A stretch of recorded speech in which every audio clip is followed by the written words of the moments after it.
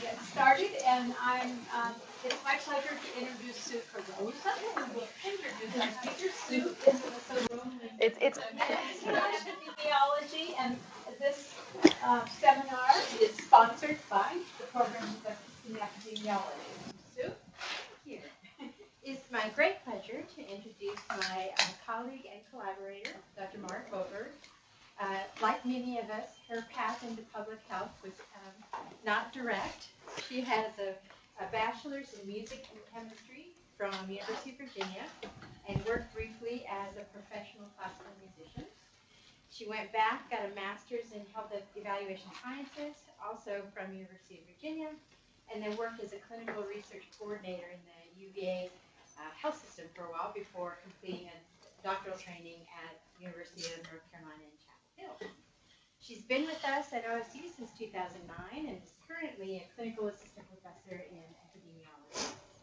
She has a research interest in focuses on health services and reproductive epidemiology. Specifically, she's been involved with evaluating midwifery care and community birth in the U.S. and has a sort of a side interest into physical activity during pregnancy.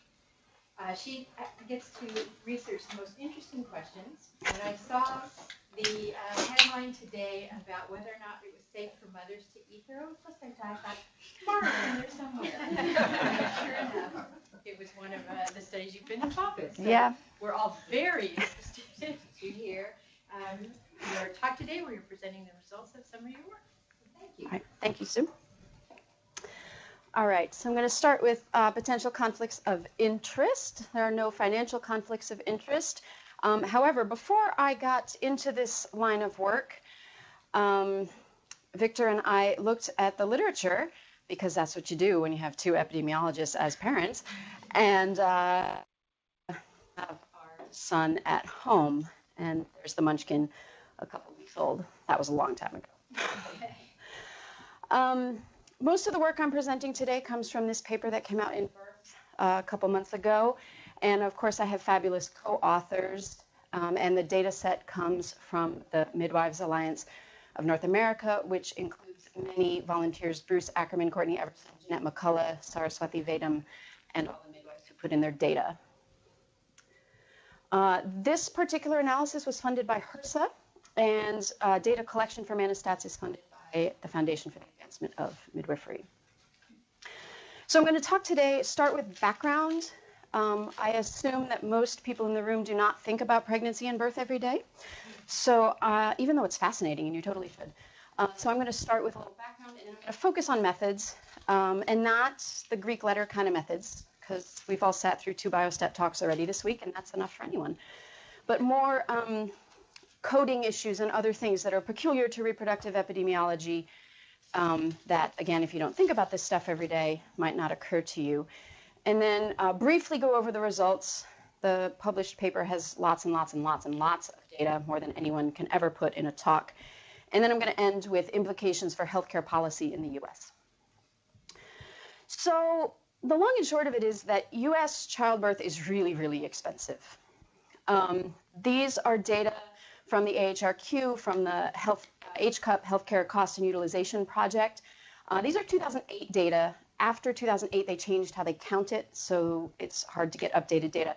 But you can see that mothers' pregnancy and delivery and newborn infants, these are millions of dollars. There's 6 zeros after those. So these two things alone are the first and fourth most expensive thing in U.S. hospitals, and they account for $100 billion a year. And like I said, those data are 10 years old, so it's probably more now. And this is just the hospitalization related to the birth. It doesn't include prenatal care. It doesn't include postpartum care. $100 billion a year. That's more than double what anyone else spends on birth. And what do we get for this? Well, this is a graphic from The Guardian, so that's why the UK there is highlighted. But look at the US down here. We have double the maternal mortality rate of any other high-income country, 16.7 per 100,000. The same is true for neonatal deaths, or infant deaths. The US is down here, 6.1 per 1,000, higher than anybody else. So we spend more, we get less. It's true of all healthcare, right? So why? The U.S. has really high rates of obstetric intervention. Globally, maternity care problems are characterized by either too little too late, you have in sub-Saharan Africa and South Asia and places where they don't have access to safe cesarean, things like this, or too much too soon. And that's what we have in the U.S. We do too many things to too many people too early. All these interventions are costly and they're overused, and at this point, risks are outweighing benefits at a population level. Also, the U.S. is the only country in the entire world where normal run-of-the-mill pregnant women see an obstetrician and not a midwife. We care about that because midwifery care is associated with better outcomes. There's a Cochrane review, includes 15 randomized controlled trials and almost 18,000 women throughout those trials. And their summary measures are that midwifery care is associated with less antenatal hospitalization, less regional anesthesia, meaning epidurals, fewer instrumental deliveries, more spontaneous vaginal birth, lower rates of preterm birth. The mom had a higher sense that she felt in control during her labor. We have more breastfeeding initiation with midwifery care, shorter newborn lengths of stay by 2 days, and lots of other benefits. Okay, so the conclusion of that Cochrane review is that most women should be offered midwife-led models of care, and women should be encouraged to ask for this option. We don't have that in the U.S. Okay, what do we know about the U.S.? This is a figure from a paper that actually just came out in PLOS One. Saraswati Vedam up at University of British Columbia is the lead author there. And what they did was they took all states in the U.S. and they kind of quantified how much midwifery care is integrated into the overall maternity care system. And it's a 0 to 100 scale, and darker is better. Okay?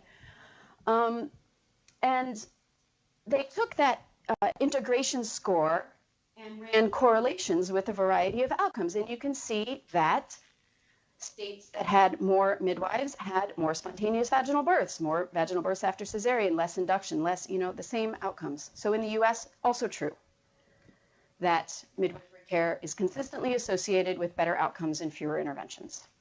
Yay, Jennifer. Jennifer's a midwife. Okay. It's also associated with lower costs. Midwives are primary care practitioners, but they're not doctors, so they're paid less. Okay? They also use fewer interventions. Interventions are costly in and of themselves. Cesareans cost more than vaginal births because you have to pay for the operating room and the anesthesiologist and the operating room nurse and all these other things, right? Plus, there's this cascade of interventions where once you do one thing, you're going to need to do other things. Okay? So if you start by having an epidural because it hurts, I'm here to tell you labor hurts, okay? Well, that slows your labor down. So then you get some Pitocin to speed it back up. Well, the Pitocin causes really, really strong uterine contractions, which stresses out the fetus, and so the fetal heart rate goes crazy, and then you have a cesarean for fetal distress. So it's this cascade of things, and one thing leads to another. In the home and birth center or community setting, this is a study from the UK, and they did a big prospective cohort study with 4 groups: home births, birth center births, midwifery unit in the hospital, and an obstetric unit in the hospital. And they looked at this paper, particularly the cost effectiveness of these things. And their conclusion was, for multiparous women, meaning they've had more than one baby, at low risk of complications, planned birth at home was the most cost effective option. For nulliparous women, so it's their first baby, planned birth at home is still the most cost effective option. Okay? So midwifery care costs less in any setting, and it costs a lot less in community settings. Okay? But are community births safe? So first of all, a community birth is a planned home or birth center birth with a midwife. And it's important to note that those are kind of the same thing. There isn't really a difference between home births and birth center births. The same resources are available in both of those settings. You have trained personnel attending your birth. They carry anti-hemorrhagic drugs. They carry equipment to resuscitate newborns and to otherwise deal with first-line complications. But they lack a lot of stuff that is available in the hospital, like epidural anesthesia, access to cesarean section, and things like that. If you need those things, you have to go to the hospital. So some proportion of women who go into labor intending to have a community birth don't. Okay, they end up in the hospital anyway. 11 to 15% of that happens during the intrapartum period. I said that wrong. Of all the women who go into labor intending a home or birth center birth, 11 to 15% of them end up transferring to the hospital during the intrapartum period, so during labor, and another couple percent during the postpartum period, either for maternal or neonatal complications. Regardless of the context, and there are so many studies published on this, there are dozens. Doesn't matter where it is, the UK, Australia, Canada, the Netherlands, Norway, planned home or birth center birth with a midwife is associated with better outcomes and fewer interventions for low-risk women. Okay, this is true in the US. All right, we see lower rates of cesarean, lower rates of NICU admission, lower use of epidurals. And of course, the cesarean and epidural would be after transferring to the hospital. Higher rates of VBAC success, vaginal birth after cesarean, and breastfeeding. However, we see higher rate of low APGAR score. APGAR is a measure of kind of neonatal wellness. So there are risks and benefits to both settings. So this study was motivated by the fact that birth is too expensive in the US, and we spend all that money and don't get good outcomes. And that midwifery care, in particular community birth, might solve both problems for low-risk women. However, we don't know who's low risk. If you look at the guidelines in the Netherlands and the UK and Canada and all these places, they don't agree on who is low risk. Okay. Furthermore, in the US, we've got this weird system, right, where medical licenses happen at the state level. And so each state gets to decide what's okay in the community setting. So at the extremes, this is easy. If you have a multiparous woman with no risk factors, she really doesn't even need an attendant there. That nothing is going to happen. It's going to be totally fine. Those of you who've had babies are laughing. You know what I mean, right? The second one is so easy, okay? And at the other end, if you have someone who has triplets and preeclampsia and maybe is 45, she needs to be in the hospital, okay? So the really risky and the really low-risk women, these are easy. These are easy. It's everyone in the middle where we're not sure where the line needs to be drawn. And worldwide, nobody agrees. That paper of ours that this is all based on, table 1 in that paper is just a comparison of the different guidelines around the world and around different US states. And there isn't a single line in there that agrees. Okay, so our research question for this paper, community birth in the US. Who's that a good idea for? So, methods. Love methods. Okay. Our data source is the Midwives Alliance of North America Statistics Project called MANASTATS. It's a web-based system that meets the HIPAA criteria for data encryption and security and all this. Okay. Data entry happens by the midwives, and they use their medical records for reference. It's got tons and tons and tons of variables. Any of you all interested in doing this, need a dissertation project? Come talk to me. We got lots of stuff. Okay. Captures the complete course of prenatal birth and postpartum care. All right. And our best estimate based on 2015 numbers is that we're getting 26% of home births and about 19% of birth center births in the US. We've taken some steps to attenuate the selection bias. So first of all, a midwife who is entering data needs to tell us that she has a patient before the birth has happened, because we want to eliminate retrospective data entry only on, right? We also require that for any given practice that all the records be finished before that practice's records for the year are incorporated into the research data set. And that's because, frankly, it's the more complicated stuff that's harder to enter that gets delayed. So if we take a practice where they had, 39 births last year and they've got 37 of those records are done, those last 2 are probably the complicated ones. So we make them finish all of them before they're included so that we make sure we're getting all the outcomes, not just the good ones. Here's a screenshot of the data entry tool. You can see up at the top that there are different tabs for different kinds of areas of things you might care about, demographics, pregnancy history, stuff like this. This is Happens to be a tab from the labor and birth section. And built into the tool are a bunch of internal validity checks. Okay, so you can see here, this is the birth weight. This is on the newborn tab. And first of all, you can put the birth weight in either in pounds, ounces, or in grams, and it autofills the other one, which helps us prevent some data entry errors right there. Okay.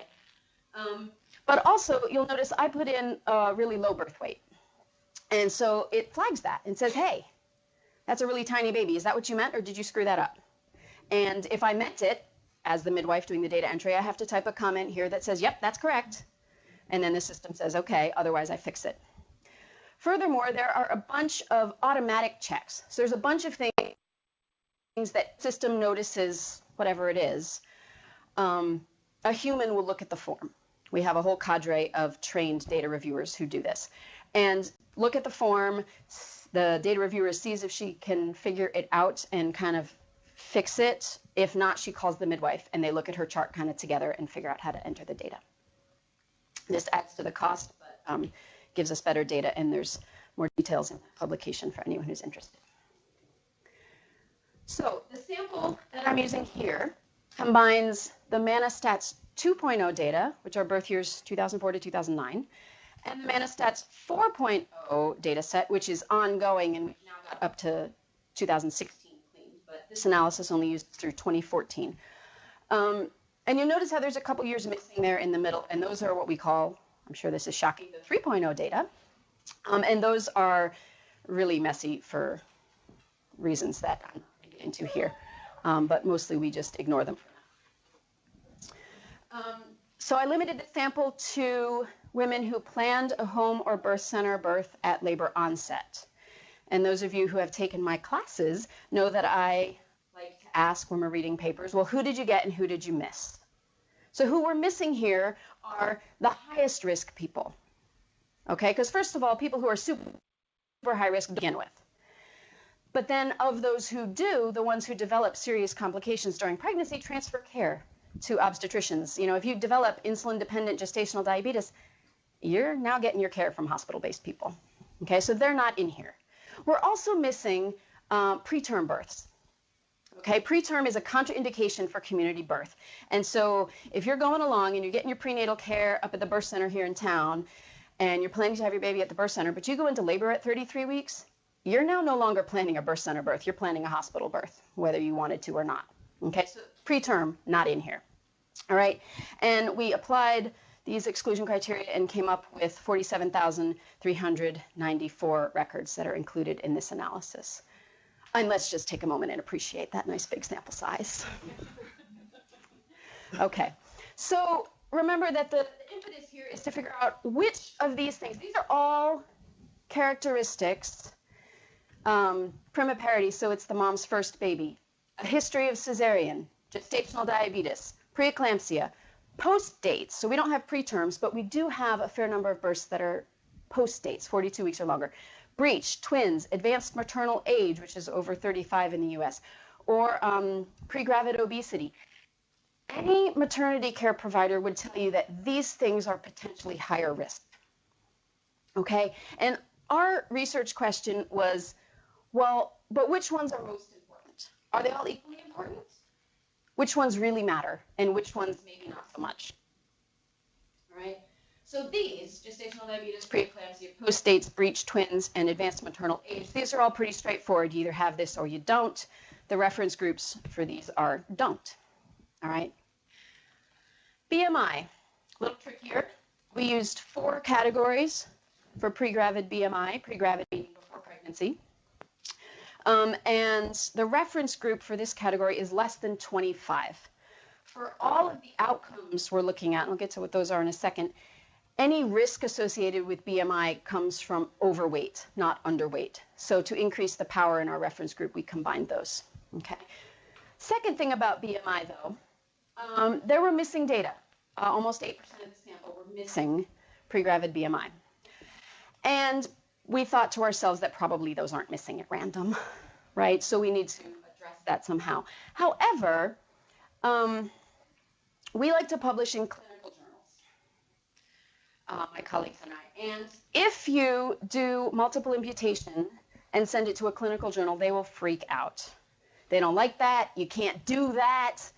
Apparently they haven't updated their med school curricula. So they really don't like imputation. Okay, yeah, I've tried that, right? Yeah. So what we did instead is we just did a 5-level variable, and missing was its own category. Okay? And like I said, we had 8% of our almost 50,000, so there were several thousand women in this category. Okay? So we repeated the analysis, and it didn't make any difference. And the reviewers didn't like even that, so we ended up taking it out and just going back to the 4-level and deleting the women who were missing BMI. Okay? Now, for these last 2 exposure risk characteristics, parity and history of cesarean. I'm sure this has occurred to some of you by now, but you can't have both of these things. It's either your first baby or you're at risk of having a history of cesarean, and you can't have both. And if you try to put both of those things in a model, it won't work out for you because of the collinearity issue. Okay? And worth noting, history of cesarean is often an indicator for planned repeat cesarean. However, these are all planned community births, and cesarean is not available in the community setting. So all of these women were planning a trial of labor after cesarean, or a VBAC, vaginal birth after cesarean. Okay? So what we do with these 2 variables is we make one big nested variable. All right? So the coding was like this. Our reference group is multiparas who have only had vaginal births, and then we've got our primips. And then we separated out our history of cesarean group based on some previous work done by Kim Cox down at the University of New Mexico. So our TOLAC group is, there's a total typo right there, sorry about that. Our TOLAC group is divided into those who have the history of cesarean, but also a history of vaginal birth. So this is at least baby number 3, okay? And then our other groups only had cesareans. Okay, and then our model's also controlled for these variables, Medicaid, race, ethnicity, maternal education, and whether it was from the 2.0 or 4.0 data set. And those 3 are very simple. However, maternal education is not. We coded this as has a bachelor's degree, doesn't have a bachelor's degree. But when you're looking at women of childbearing age, there's a whole bunch of them who are too young to have a college degree. So they don't have one, not because they don't have one, but because they're not old enough to have gotten one yet. Okay? So we made a 3-level variable here, yes college, no college, not at risk of having finished college.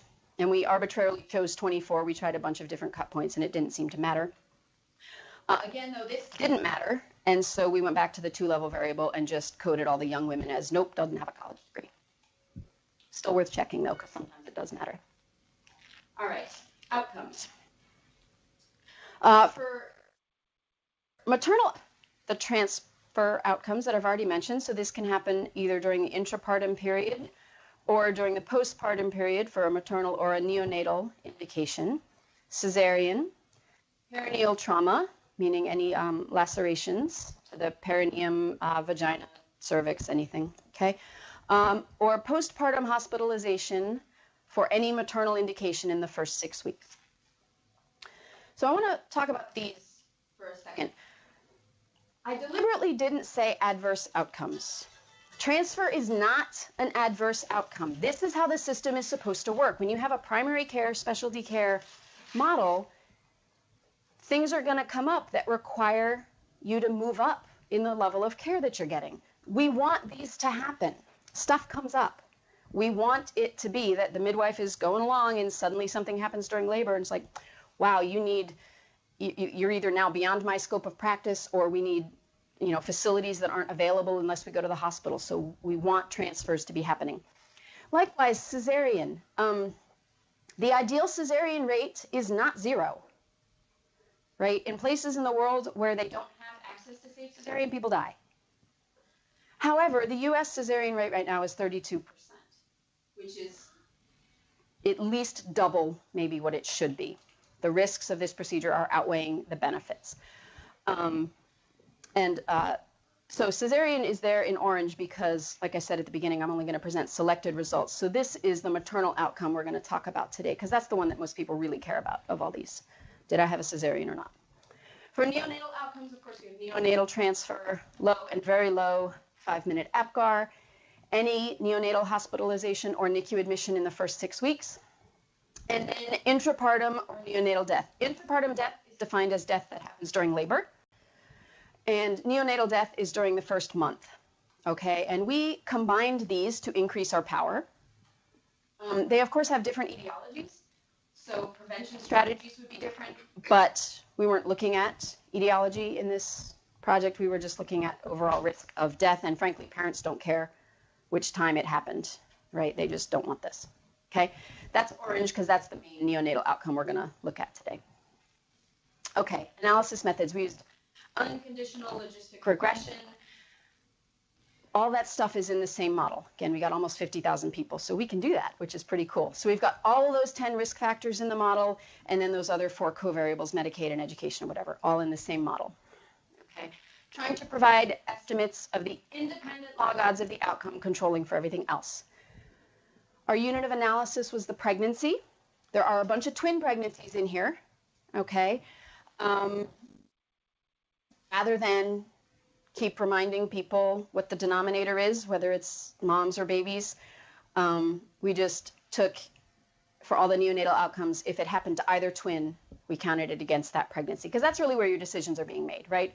Our overall kind of thing here is to help with decision making. Where should, given my pregnancy risk profile, where can I safely plan to give birth? And you plan that once for the pregnancy, not separately for twins.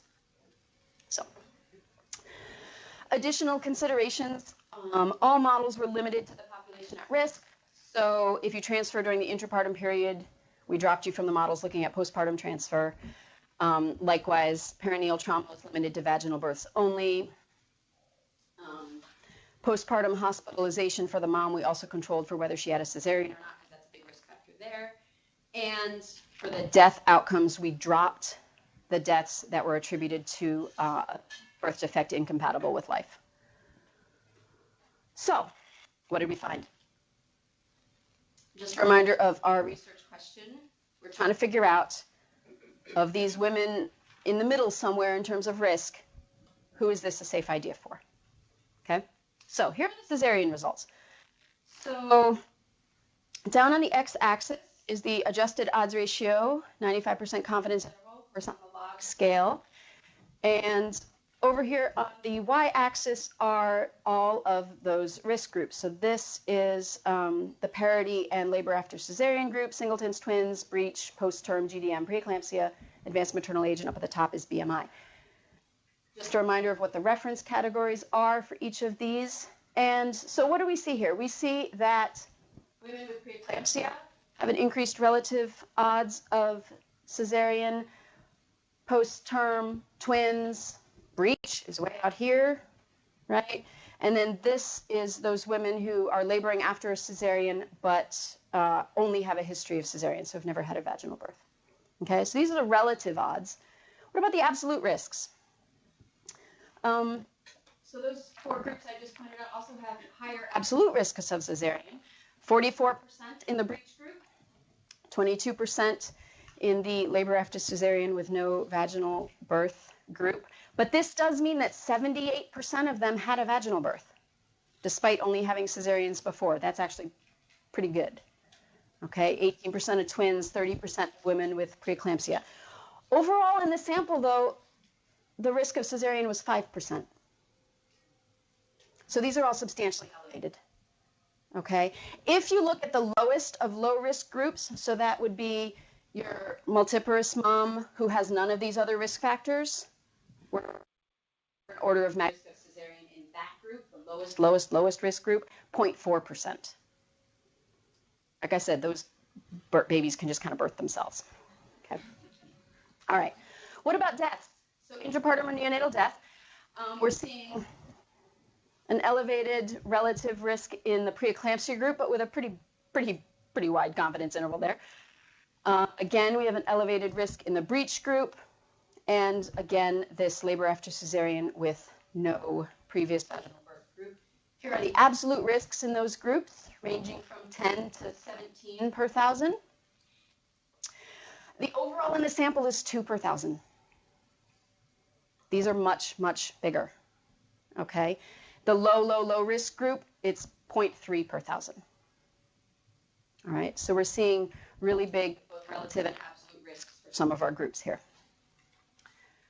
So now we're going to start talking about implications. And it's important to remember when we're talking about policy implications here that pregnant women are autonomous beings. In the U.S., I'm sure, as I'm sure we're all aware, state legislatures like to make rules about what women can and can't do with their bodies, right? Legally and ethically, pregnant women get to decide what they want to do, all right?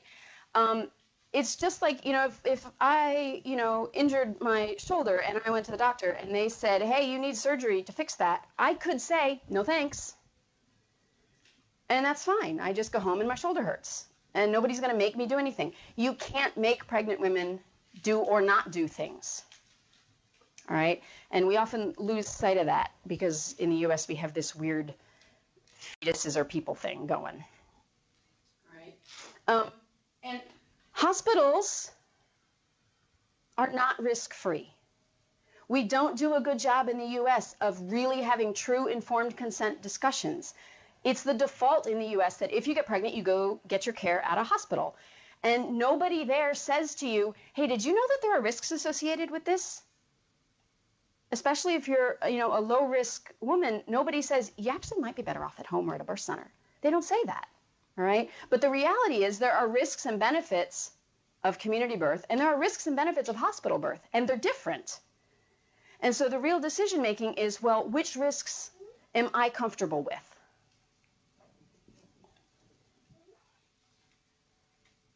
Okay. Advanced maternal age, pre-gravid obesity, and post-dates pregnancy.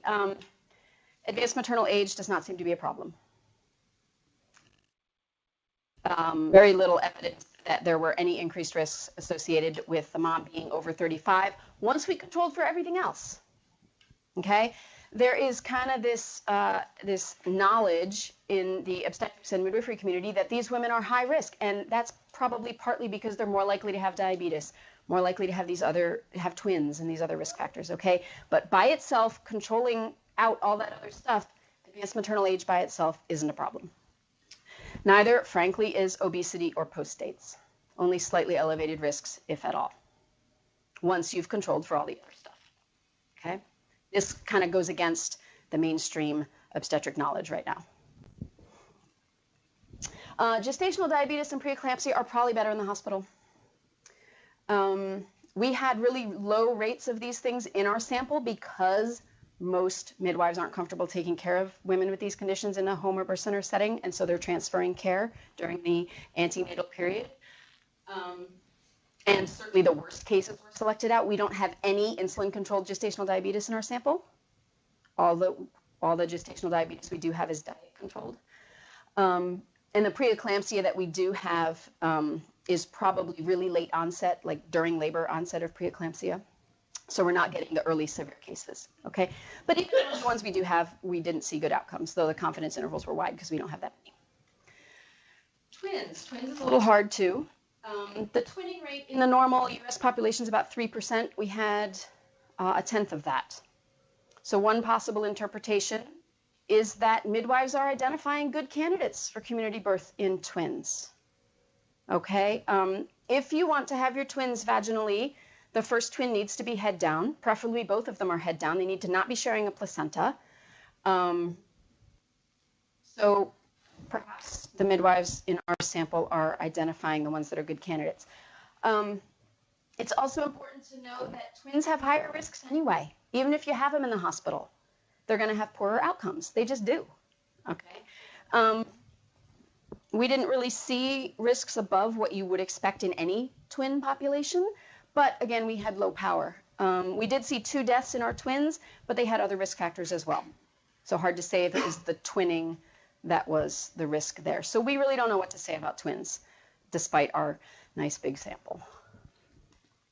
Breech. Breech presentations, the current randomized trial evidence is that planning cesarean is better if you are breech. Really big randomized trial suggesting that. But you can't force women to do that, remember, okay? And doesn't matter how you deliver them, breech baby, there's just something, is a confounding indication thing, right? There's something about a fetus that doesn't turn around the way it's supposed to, that just indicates something going on, and they have poor outcomes. However, you'll recall from those graphs that the breech women had huge, both relative and absolute risks of cesarean death and all the other outcomes that I didn't show you here. So we don't advise this in the community setting, okay? Breech, it just doesn't work out. However, you can't make pregnant women have a cesarean if they don't want it, but most hospitals don't offer vaginal breech. If you look at all the hospitals between San Francisco and Seattle, there is one that offers vaginal breech, OHSU up in Portland. One. Women will drive 8, 10, 12 hours to have their baby there so that they can do vaginal breech. It's nuts. I can't imagine spending 8 hours in a car if I was in labor. And then showing up at a hospital where they don't know you, haven't seen you for prenatal care, and you're high risk, right? But they do, because women do not want to have a cesarean if they don't want to have it. And so this leads, we know this from qualitative evidence. Women choose community birth with a breech baby, fully understanding the risks that they're taking, because that's the only way they can avoid a guaranteed cesarean. It's a totally rational choice. You just have to understand what they're weighting as more important. Okay? So in the US, we really need to fix this. Because another problem here is that since hospitals don't offer this anymore and haven't for the last 15, 20 years, since those big randomized trials, clinicians are getting de-skilled. And I mean, you can just imagine the lawyers, right? So tell me, Dr. Ebeck, how many, vaginal breech births did you do in training? Okay, so this has got to change, or we're going to continue to see women choosing community birth because of this problem. Okay, again, ethical and legal implications. So there you are, a midwife at a birth center, and this mom contacts you, and she's 39 weeks, and she's been getting her prenatal care at a hospital, but her fetus is still breech, and she doesn't want to have a cesarean, so she says, hey, can I come to your birth center? And your birth center happens to be in a state that doesn't allow breech at birth centers. Well, what are you going to do? You're going to say, no, you need to go home and have your baby with nobody there. Because that's what they'll do. Women will choose, they call it free birthing, and they will go and just have their baby at home with no trained attendants there to avoid cesareans. So it puts midwives in this awful ethical dilemma of do I do something against my scope of practice and that my malpractice insurance will hate, or do I let this woman go home and have her baby with no help at all and no medical assistance? It's a big problem, and there are a lot of lawsuits in the U.S. Related to this. There was just one a couple years ago in New Hampshire that did not end well for anybody. There are options in Australia. They actually have a pretty good system for dealing with this. Women there, they acknowledge that women are allowed to do things against medical advice. And when that happens, there's a whole birth plan that everybody fills out and everybody signs, the parents, the midwife, and the obstetrician to whom they would be referred if something goes wrong. Everybody looks at this, they sign it, they all acknowledge that Jennifer's doing this thing, we don't think it's a good idea, but she's doing it anyway. And it includes, it's a list. It says, okay, well, she's going to try this. And if this thing happens, we're going to do that. If this other thing happens, we're going to do this. And so it just lays out a plan for all the possible complications and what's going to happen when. And it really has worked well for kind of interprofessional communication and reducing unattended high-risk births in Australia. Okay. So the risk group we haven't talked about yet is the one that's parity and labor after cesarean. And I put up this blank graph because it's different than the others, so I want to orient you to this. The x-axis is still adjusted odds ratio and 95% confidence interval, but instead of this being all the risk groups and we've got one outcome, now we have one risk group and all the outcomes here. So here are all of the maternal outcomes. Cesarean is right here. Here are all the neonatal outcomes. Death is at the top. So these are the odds ratios for that group that is laboring after cesarean, but they also have a history of vaginal birth. Okay, you can see they have slightly elevated risks compared to multiparous women with no previous cesareans. Okay, I didn't put the confidence intervals on here because I've got more dots coming and it got really messy, but mostly they're pretty tight because we've got several thousand women in this group. Okay, slightly elevated risks, but nothing really too bad. These are the women who have a history of cesarean only. So these are our laboring after cesarean with no previous vaginal births group. You can see that they have higher risks across the board. Okay, and I'm going to pause for another reproductive specific methods point here. So I totally stole these figures from Alan Wilcox's book, which is the best book in the world. If you haven't read it, I really suggest that you do. Our library has an e-copy. So let's say that this is a first-time moms, and they're starting their labor. Okay, so none of them have had a baby before, and this is their risk. Of course, this is unobservable, so this is a theoretical exercise, right? This is their risk of neonatal death. Okay, and the median risk for the population here in the middle. All right, these are the women who are destined to have a cesarean after that first birth. Okay, and what happened there? I'm missing one. Okay. The median risk for the women who have a cesarean ends up being over here. Okay, so the fact that these green dots are riskier isn't necessarily anything to do with the cesarean, but the fact that they're not representative of the population. They're coming from a subpopulation that was already identified as being higher risk. Okay, and this selection problem and the recurrence risk, right, the cool thing about studying pregnancy is people usually do it more than once. So you get this recurrence risk thing going. And if you forget about that, you can really make some errors in interpreting your results. So this group who is laboring after cesarean, but without the history of vaginal birth, they're doing worse.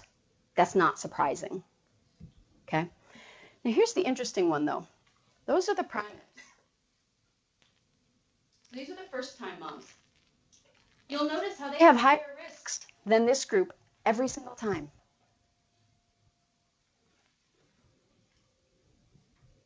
All right? So the conclusions we drew about laboring after cesarean is that they're not equal. Okay? If you've also had a previous vaginal birth, slight increased risk, not awful, and below primates across the board. If, however, you are laboring after cesarean without a history of vaginal birth, the risks are high. This was, other than breech, this was our highest risk group out of all 10. Okay? And the problem we have in the US right now is that people don't recognize this. Instead, they treat this group as homogeneous.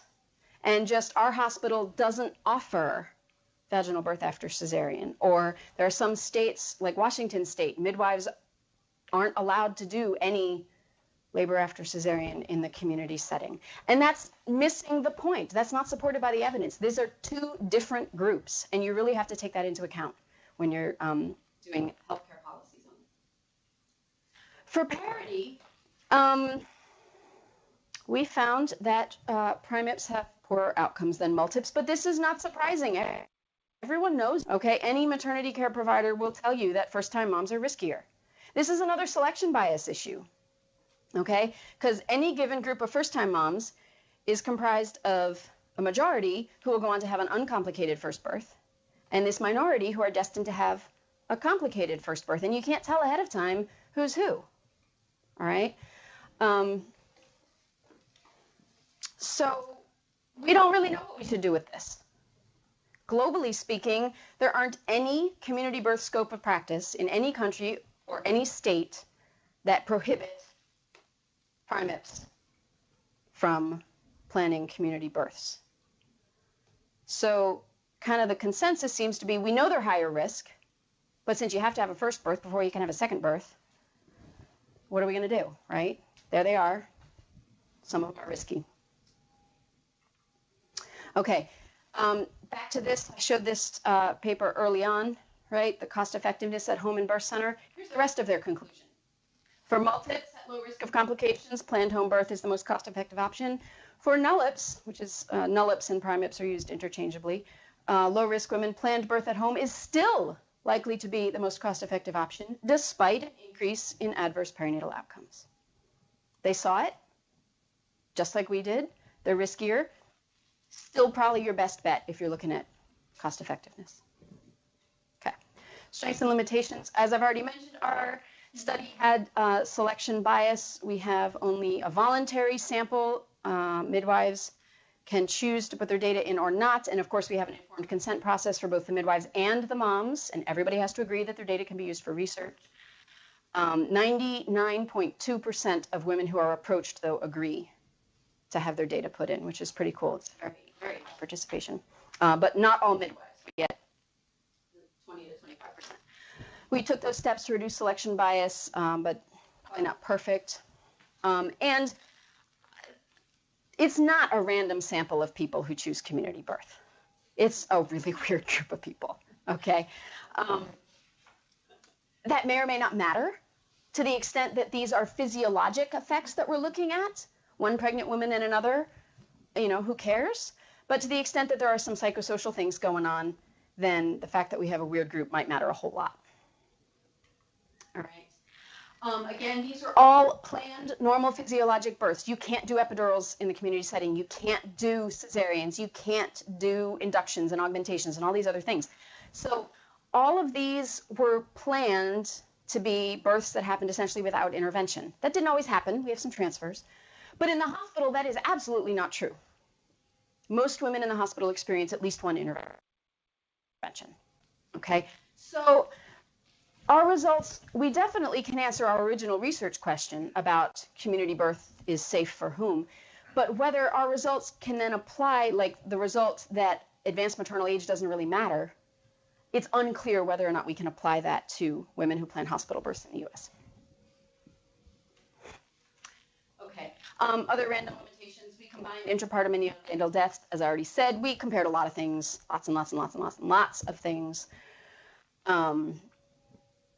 Odds are not the same as risks. I'm sure you guys all remember that from your biostat classes. And then one of our main outcomes was APGAR scores. And it turns out those aren't really very good. And we have a paper coming out, or not coming out, under review, hopefully coming out, in American Journal of Epidemiology, looking at this specifically. And our conclusion for that paper is we shouldn't use these in research. Okay. Good things, though, about our study. We had a huge sample and lots of power, which was great. And we assessed the likelihood of these outcomes independent. We put everything in the same model. So we were able to look at the risk of obesity independent of gestational diabetes and advanced maternal age and all these other things. Okay? And sometimes these interventions that people experience are what's causing the adverse outcomes. And because we were in a population that didn't have this, we were able to look at the independent contribution of these risk factors independently of all of these interventions. So I put selected planned analyses up there because I'm sure you guys are all like me and you've got like a list of 30 papers you're planning to write in the next month. A few. We are planning a paper that's going to compare home and birth center. We kind of treat them like they're the same thing. They may or may not be the same thing. They're certainly more like each other than they are like the hospital, but there are still some differences there. As I mentioned, we've got that APGAR methods paper. And then we're going to use propensity scores to look at whether community birth midwifery care can mitigate some of the racial disparities we have in the U.S. Midwives will tell you that this is absolutely true, but nobody's actually looked at it with some numbers. So we're going to do that. And then we are going to try to figure out what the ideal cesarean rate is in the U.S. given all the current risk factors that we have. So, questions?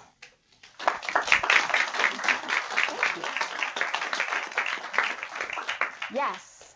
Have there been any randomized trials, say women who are low risk agree to be randomized to hospital versus... People have tried and nobody will agree to be randomized. So they try and they get, 5% of their target recruitment. So no. We have some studies from the Netherlands and the UK, but nobody has successfully done a randomized trial with enough power to look at the rare outcomes. Yes? So you showed the different states in the regulations Mhm. that you have at the beginning. Does that play a role into, or is there any Absolutely. Actually, I didn't show you these results, but we have done an analysis where we compared Oregon and Washington. So these are two states that are very similar demographically. And Washington state has very strict rules for community birth midwives and a very highly integrated system. The community birth midwives all are members of the practice at their local hospital. They don't have hospital privileges, but they're all like involved with their practice meetings and everything. So the transfers are very seamless when they have to happen. Oregon is like as opposite of that as you can get. In Oregon, you can really kind of do whatever you want in the community setting, go libertarianism, right? And often the reception you get when you have to transfer care is very hostile. I know some local midwives who will drive to Corvallis rather than going to Lebanon or Albany hospitals because they are so anti-community birth, depending on who's on call. So they'll call, figure out who's on call, and then drive to Corvallis if they have time. Obviously, if it's a true emergency, you just go to the closest place. But most of the transfers are urgent but not emergent. And so they can take that extra 20 minutes and come to Corvallis where they're going to not get as hostile a reception. And when you look at outcomes, Washington does way better. So it does matter how much midwives are integrated and how tightly we regulate kind of who can do out-of-hospital birth. It totally matters. Yes. So you mentioned correctly that in the United States, this is a highly selected population, Mm-hmm. and so some outcomes may be associated with that. But in many other wealthy countries, it's the opposite. Right. The norm is midwifery care. Mm-hmm. So if you see the same patterns in those settings, that suggests that selection bias is not a thing. Right. So in the Netherlands, the community birth rate is more like 30%. And actually, women don't have to choose ahead of time because any given midwife will attend women at home, at a birth center, or at the hospital. And so if Vicky's my midwife, I'm getting my prenatal care, right? And then my labor starts, and I call her up, and she says, well, that's great. Where do you want to go? And I can stay home. I can go to the birth center. I can go to the hospital. And she just meets me there. But they do see the same pattern. However, the Dutch have a very strict risk out criteria. So I go into labor, but if I've got twins, Vicky says, great, I'll meet you at the hospital. There's none of this home option, maternal autonomy, not. So that's a good point. We see kind of the same patterns globally. But you should always check it, of course, in the US because our healthcare system is so unique.